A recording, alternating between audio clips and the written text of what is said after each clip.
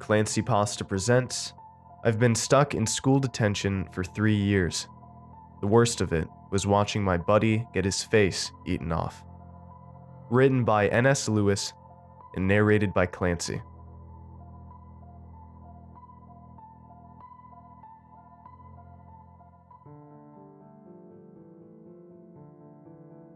It was never good news when the second hatch opened. The first time it happened, Robin Phillips emerged, still looking beautiful despite being covered in sweat and, I guessed, piss. She threw a crazed look around the dark basement. "Come on," I said. "We better get moving." "Who the fuck are you?" she shrieked, cowering away from me. I sighed. I'd had a huge crush on Robin for 3 years, and now my worst fear was confirmed. She didn't even know I existed. "Emmett Emerson," I said. "I'm really sorry that this is happening to you, but we have to get out of this basement.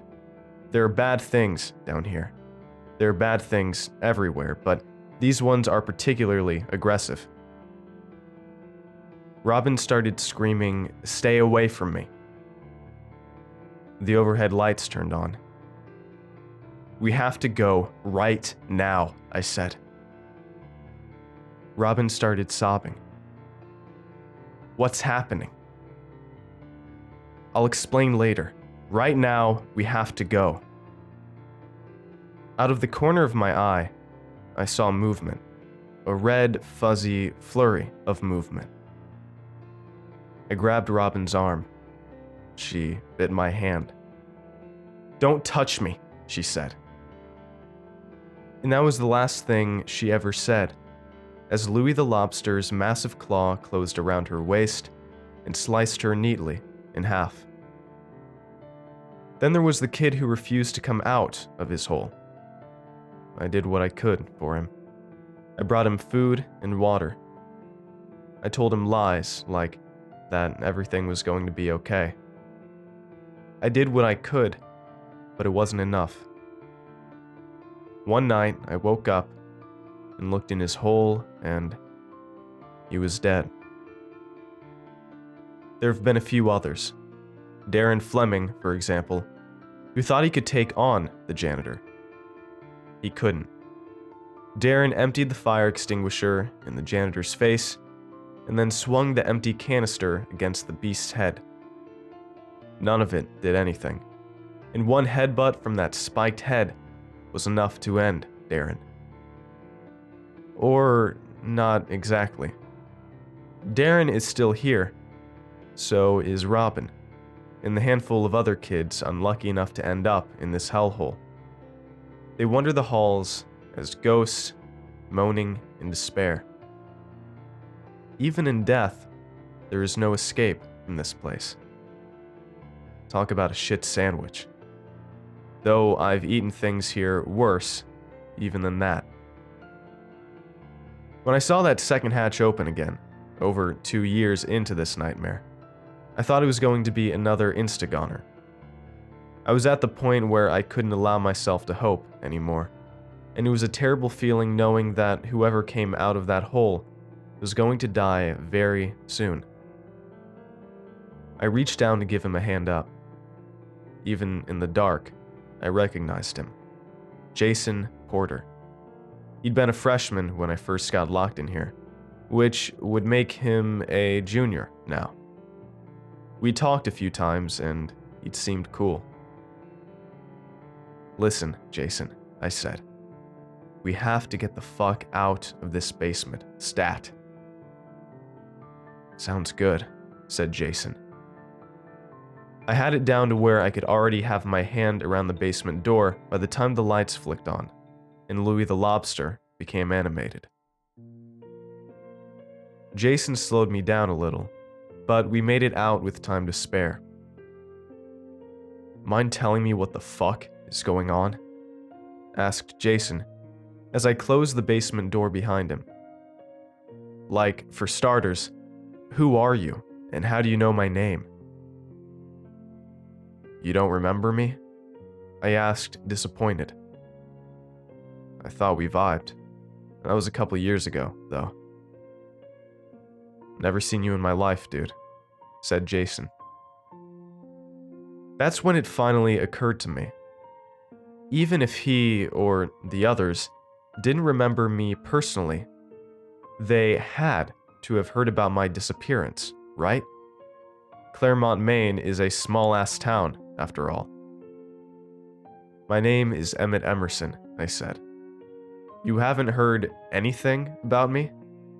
I was a year ahead of you. We talked a couple times. More than that, I disappeared from the face of the earth a little over 2 years ago. Ring any bells? Jason shook his head. Wait, he said. Let me guess. Detention, right? You got detention with Miss Falloway, and then woke up here. Christ, you've been in here for over 2 years? Not Miss Falloway, I said. Mr. Hillrow. I dressed up a dildo to look like him, and named it Mr. Dildo. Other than that, yeah. Detention, then the monsters, then the gas. 2 years of that shit. Jason was cracking up. Mr. Dildo? Holy shit, that's hilarious. That guy is a dick. For me, it was just a harmless fart. Okay, I farted on somebody, but he thought it was funny too. It wasn't a big deal, but Miss Falloway lost it. Then she gave me some kind of speech during detention, locked me in the room, and sounds like you know the rest. But if you've been here 2 years, Jesus. I nodded. The kid seemed to grasp the severity of the situation at least. You hungry? I asked. Let's hit up the cafeteria and I'll fill you in. Jason opened his mouth to respond, but no words came out. I saw the color drain out of his face, and then he finally spoke in a whisper. Is that a monster? He asked, pointing. I tensed up and turned to look. Then I relaxed. No, I said. That's just Lily. Lily came hobbling down the hall, dragging the foot that was missing all of its toes behind her, a tray of food balanced dangerously on her one hand. Cafeteria closed again? I asked. I'm afraid so, Emmett, said Lily, handing off the tray to me. Fire? I asked. Or rats? Little from column A, little from column B, said Lily. I looked Lily over carefully. I didn't notice any new body parts missing, which, combined with what she'd told me, meant that the burgers on the tray were probably rat meat. You get used to it. Thanks, Lily, I said. Give our regards to Miss Hadley. Lily hobbled away and we sat down on a bench and caught up while we ate. Cell phone? Asked Jason, taking a big bite of rat burger. Mine's dead, I said. Yours? Miss Falloway took it during detention and then walked off with it. How about landlines, like in the main office? Spiders, I said. Maybe 1 million of them. I've raided the chemistry room and thrown everything I could find at them. I think they've only gotten bigger. Internet? Asked Jason. At the computer lab? Very limited, I said. It's a crapshoot on which sites work, and I haven't found one yet where you can actually communicate with people. Windows? Never the windows, I said. Windows are out of the question. Stay away from the windows. Fire alarms? Asked Jason. Don't do a thing this time of night. The gas. It comes out of the vents every morning?" said Jason.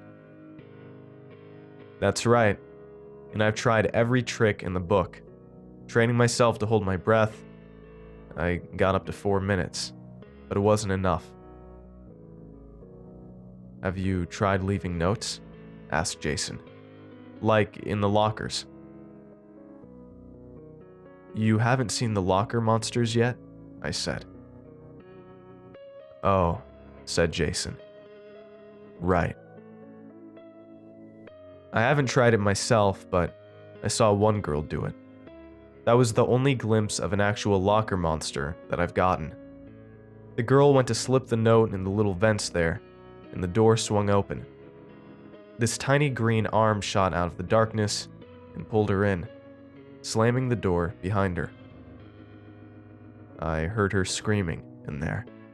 Even tried to open the locker, but it was closed tight. The screaming didn't last long. "Oh," said Jason, shoveling in a spoonful of mashed potatoes. "What about a note somewhere else? Somewhere that's not obvious?" "I've tried it all," I said. I carved a message into a desk. The next night, I saw that desk down in the basement, and a different one was in its place upstairs. I wrote on the walls in Sharpie. Next night, it's gone. The janitor goes around and cleans everything up. I did write one message that's still there, but it's on the underside of Mr. Hilro's desk. I took out all of the drawers and wrote it there. It worked, sure, but who the hell is ever going to see that? Jason finished his burger and burped. "Well, shit," he said. "How's the library looking?" "Not good," I said. "I've only been there a couple times. I'll just say this. You don't want those bookworms crawling inside you. What they do when they get in, and where they come out of once they're ready to leave. Ugh." Jason frowned. "What kind of grades were you pulling before you got locked up here?" "C's, pretty much," I admitted. "Same here. We need that library. We're not smart enough to do this on our own." "But the bookworms," I said. "Well, sounds like we got a couple different infestations around here," said Jason. "We got the monsters, and we got the spiders. Don't see anything we can do about that right now that you haven't already tried. Then we got the bookworms, and the rats. What if we catch the rats and set them out as bait for the bookworms?" I had to admit, it was a brilliant plan. I mean, he didn't know that the rats were our main source of protein, with Lily being a distant second, and I didn't have the heart to tell him just then. So it was a brilliant plan, and I was glad to have somebody in it with me, who was eager to get the hell out of it with me. But in a smart way, or as smart a way as we could muster between us. "Let's do it," I said. We caught hundreds of rats in a big trash can and set them loose in the library, peeking through the window and the door over the course of the week. The rat trick worked. Soon, the hundreds of rats were covered in millions of worms. That was our chance to grab a shitload of worm-free books. We didn't know what we were looking for. We'd been so reliant on the internet our whole lives. If we ever wanted to know anything, we'd just Google it. Now, we didn't even know what we wanted to know. We just grabbed a bunch of books that looked like they might be useful.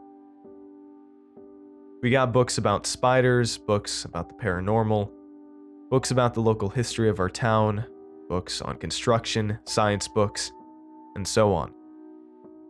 While I was there, I found a copy of the yearbook from my freshman year.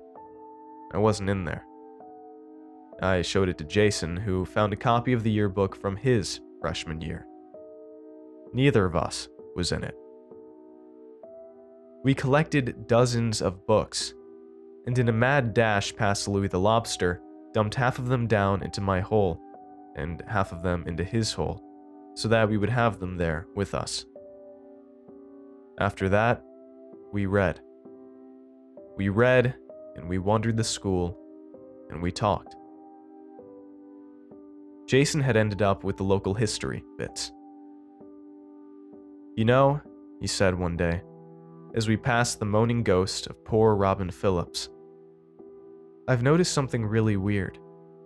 This book I'm reading keeps mentioning this one family is sort of starting this town, and sort of running things for hundreds of years. The Haldros." "Yeah?" I asked, making sure to walk in the exact center of the hallway, the maximum distance allowable from the locker monsters on either side of us. Haldro. It doesn't ring any bells. Well, here's the weird thing. There's a lot of sketches of the husband and wife who founded the town. Then there's photographs of their descendants. And you know who they all kind of look like? I had an idea, but I didn't say it. "Who's that?" "Mr. Hilrow and Miss Falloway," said Jason. I shuddered. "Okay. So... Well, if you take Hilrow, Falloway, and Dildo, and sort of smash them together, it would be kind of like Haldro, right?" "Okay," I said. "I understand, but I still don't see where you're going with this. How did you even come up with this shit?" "Well, there's something else," said Jason. "The book is really weird. Most of the time, it stays the same, but at exactly midnight, one of the pages changes. It's the one about the Wayback history, the one with the sketch of the founders of Claremont. Suddenly, the sketch becomes clear, not like a photograph, but almost. And it's Mr. Hilrow and Miss Falloway there, sure as shit, both looking pissed off. And then the words change." Jason swallowed hard and went on. "It's not about setting up a shipping route or whatever anymore. Now it's this weird religious shit. Talking about how God is disappointed in our perversions and is establishing Claremont as the last refuge for the holy or whatever. The violators of God's holy word will be punished for their sins. And to do that, the Haldros are willing to strike a deal with the devil." We pressed up against a wall as we passed a wrangler, and Jason finished up. "I mean, it's not just the words that change. The whole thing is now written out by hand, in this crazy old-time talk. I've had to read it a bunch over the past 3 midnights. First, to make sure it's real, and second, to sort of translate what's being said." I felt dizzy. "Okay," I said after a while. "So, what, Mr. Hilrow and Miss Falloway are really Mr. and Mrs. Haldro? And they're, what, immortal beings who've been around hundreds of years? And this whole bullshit school is their way of punishing people who fart in class? Is this what you're telling me? Seems a little extreme." Jason shrugged. "The page talks about somebody else, too. Not the devil, not a Haldro. You know who this person is called. Apparently, they're the one running the whole thing. Whatever it is." I thought back to my first night there. The janitor had said, "The boy shall not pass. Direct orders from you know who." I shuddered again. "Good work, man," I said. "I've been reading some shit too. This construction book's got me thinking. Maybe we're taking the wrong approach here, hoping for an open window or an open door. Maybe what we do is just smash through this motherfucker. All it is drywall, insulation, maybe some wires in there, and then brick on the outside. Pretty simple, actually. Can't believe I didn't think of it before. Maybe because I knew that something would try to stop me. But if there's two of us, I think we could do it. Sounds good, man, said Jason. Let's do it. Over the next week, we planned it out. We found the perfect spot, far away from any windows, any lockers, and the front door. Far away from where the usual monsters lurked. We figured that would give us a head start, and with any luck, we'd smash through to fresh air before they came for us. There were always random monsters roaming around, like the hall monitor, which was a skeleton with two huge swords that would start running after you as soon as it saw you, to name one. But we couldn't control for that. We had a good plan, but we needed luck, too. Our plan, after all that time, was really simple. We'd each grab 2 baseball bats from the locker room, go to our designated spot, and start smashing away. I still think it could have worked, with the 2 of us. Everything is so much harder when you're alone. But that night, I didn't start out alone. I went to the locker room with Jason and grabbed 2 bats. I was scared as hell and was running on pure adrenaline, trying not to think at all. I was on my way out when Jason stopped me.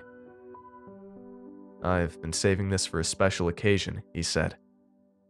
He reached behind the lockers where there was a gap between the wall and the back of the lockers and pulled out a bottle of Captain Morgan's. "Figure we need a little courage tonight." I'd only drank a couple of times. I knew that it would give us courage, but also make us clumsy. "I don't know, man," I said. "Don't you think we should be sharp?" "Sure," said Jason, unscrewing the cap. "But not too sharp. What if it comes down to a split second? A monster's coming, and we've got just one more brick to smash. If we get scared, we die. This is all or nothing, man. This is it. We've got to be loose for it, you know?" I didn't know if I agreed or not, but after he finished taking a long drink, I had a nip. It burned the back of my throat, and the warmth spread out inside my body. I had another nip, and then handed the bottle back. "Okay," I said, feeling the rush. "Let's do this shit." "Hold on," Jason said. "One more." He tilted the bottle back and took 2 long swallows. "Okay," he said. "Let's do it." I led the way, my heart pounding in my chest. This is it, I thought. I'm either going to get out of here, or I'll die. I heard one of Jason's bats tap against the floor, and I turned around. He was weaving slightly as he walked. "Shh," I said. "Come on, man. Gotta be quiet." We passed a row of lockers, and I was relieved to see that the locker monsters were no more agitated than usual. I saw the big hall window up ahead. Once we got past this, we were past the stationary monsters. But we never made it past that window. Not the 2 of us, anyway. I heard Jason scream as one of his bats clattered to the ground. I clutched both of my bats and turned to look at what I already knew was happening. The Wrangler had a tentacle arm around each of Jason's legs and each of his arms, dragging him closer to its hideous, eyeless face. I made a step towards them and swung wildly. The Wrangler caught my bat in one of its tentacle arms and pulled it away from me. There was nothing that I could do. The Wrangler lifted Jason into the air, upside down, so that their faces were inches apart.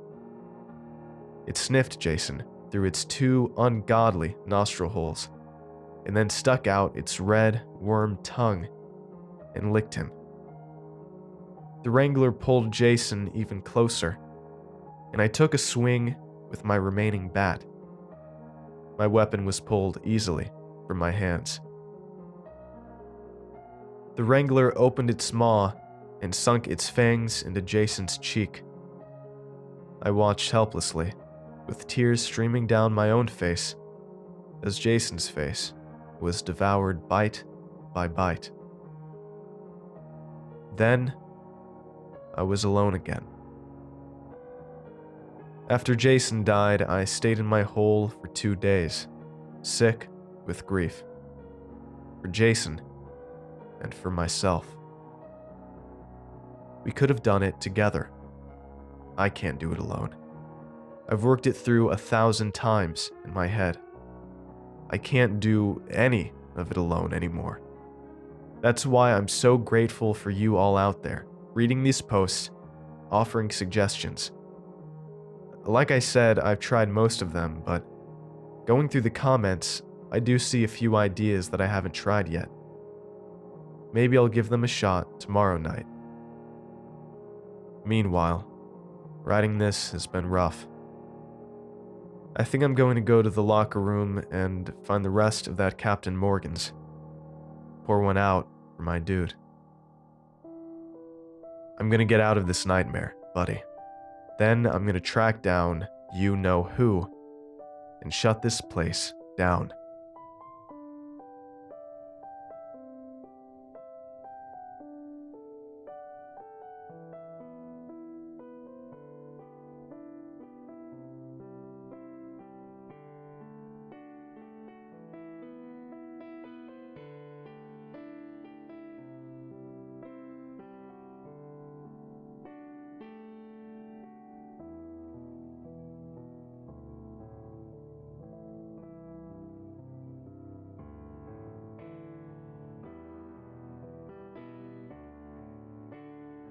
Thanks for watching, and I hope you enjoyed today's video.